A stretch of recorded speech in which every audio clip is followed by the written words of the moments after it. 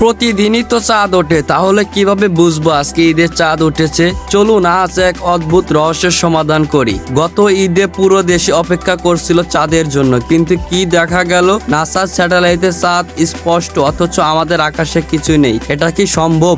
এই ভিডিওতে আমরা উন্মোচন করব এক চমকপ্রদ সত্য। প্রথমে দেখা যাক চাঁদ কমিটির রহস্য।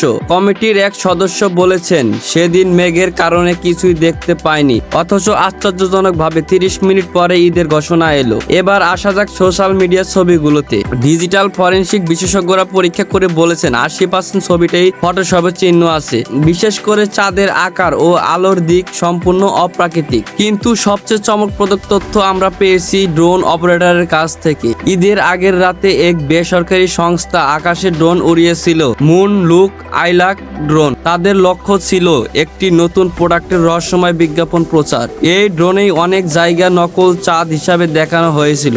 আমরা যাচাই করে দেখেছি, নাসার আসল ডেটা আর বাংলাদেশের আকাশের মধ্যে বিশাল পার্থক্য। আবহাওয়া দপ্তরের রাডার ডেটায় সেই রাতের মেঘের পুরুত্বের প্রমাণ। ড্রোন কোম্পানির সাথে কথা বলে জানা গেছে তারা শুধু একটি শহরে টেস্ট করেছিল। এখন আপনার মতামত জানতে চাই, আপনি কি ঈদের চাঁদ দেখেছিলেন?